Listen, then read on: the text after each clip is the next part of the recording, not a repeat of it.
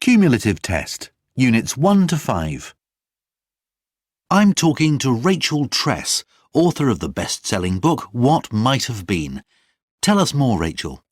Well, my book looks at how the world might have been today if history had worked out differently.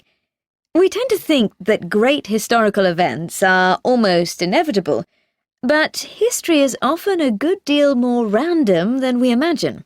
For example?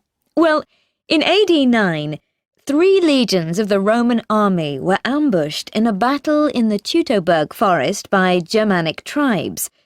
Had the Romans not made a tactical error and been defeated, they would probably have conquered northern Europe, perhaps staying for centuries. If that had happened, Saxon territory wouldn't have expanded, they wouldn't have colonized Britain, and we wouldn't be speaking English today. You see, history often hinges on mistakes and missed opportunities. Another example is Viking sailor Leif Erikson.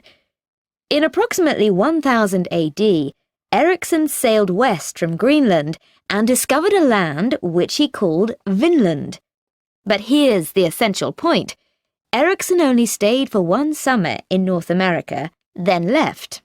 What if he'd settled in North America around 500 years before other Europeans? Exactly.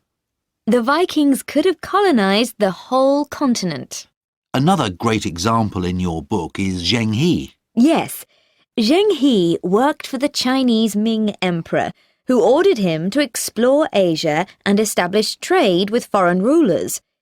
In 1405, he sailed out of the Yangtze River with a huge fleet of over 300 ships and around 28,000 men. Isn't that an army? Well, yes. But Zheng He generally had peaceful relations with other nations, and he respected their cultures and religions, unlike later European explorers.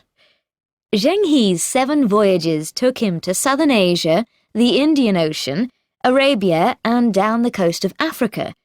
But after he died, there were no more Chinese voyages of exploration.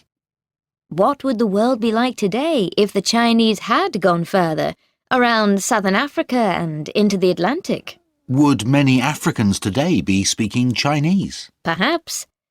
Far more importantly, maybe the brutal European colonization of Africa would never have happened. Let's move on to a much later chapter in your book.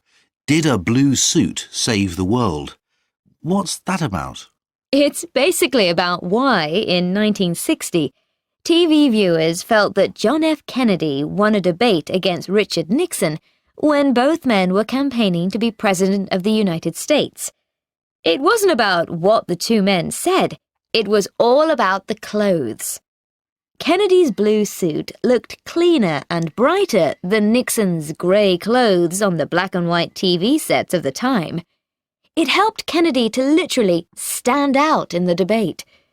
His popularity rose after that, and he went on to win the election. But why did that matter then? Well, never have we come so close to nuclear war as we did in October 1962 during the Cuban Missile Crisis. Many people believe that Kennedy's character, his calm diplomacy, saved us from going to war.